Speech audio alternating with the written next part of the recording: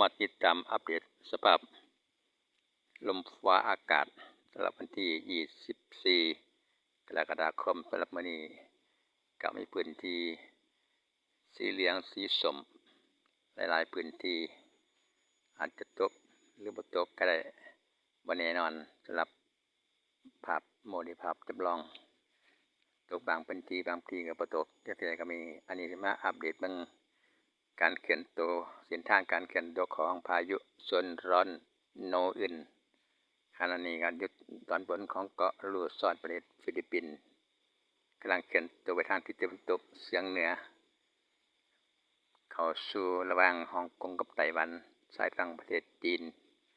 ระหว่างวันที่25-26ขึ้นฝั่งประเทศจีนเป็นพายุโซนร้อนโนอึนกำลังเคลื่อนตัวไปเรื่อยๆตะวันตกเฉียงเหนือไปเรื่อย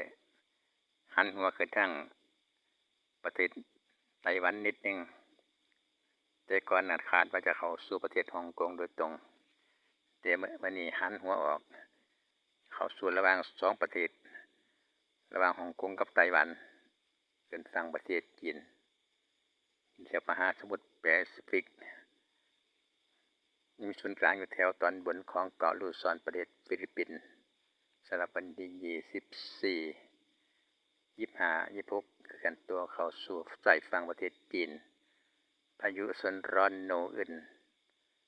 สำหรับพายุดูนี่ก็บ่รุนแรงเท่าลูกบาวีลูกก่อนเป็นแค่พายุโซนร้อนก็65 กิโลเมตรต่อชั่วโมงเป็นพายุโซนร้อน65 ถึง 120 กิโลเมตรเป็นโซนร้อนเกิน120 กิโลเมตรเป็นพายุไต้ฝุ่นเกิน240 กิโลเมตรเป็นพายุซุปเปอร์ไต้ฝุ่นอันนี้เป็นพายุโซนร้อนประมาณ65 ถึง 80 กิโลเมตรประมาณความเร็วลมไกลจุดศูนย์กลาง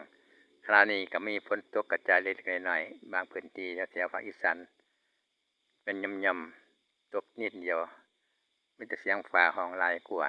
แตกต่ำๆฝนบ่มากมีแต่ฟ้าหลาย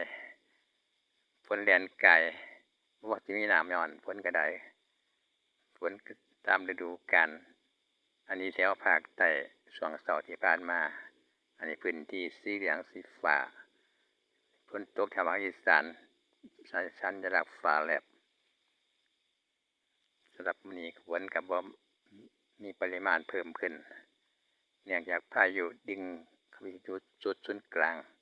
เพื่อไปหล่อเลี้ยงให้พายุเติบโตใหญ่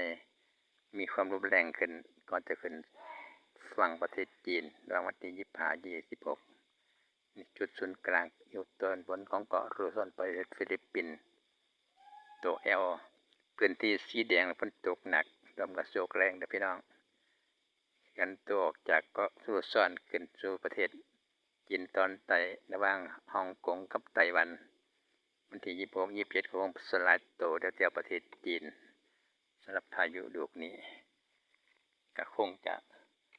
รอไปอีกลูกหน้าเพื่อจะมาอีกถ้าไม่พบมีน้ำมีน้ำแห้งน้ำหน้าเนาะพี่น้องป้องไปสำหรับบางคนก็บ่ต้องการน้ำบางคนก็บ่ทันมีน้ำเขาตายแล้วก็มีอันนี้ก็เอาให้ชาวนาเกษตรกรของเฮาว่านี่พายุกำลังเคลื่อนขึ้นฝั่งประเทศจีนในวันที่26ขึ้นไปเรื่อยๆหันหัวขึ้นทิศเหนือคงไปสลายตัวแถวประเทศจีน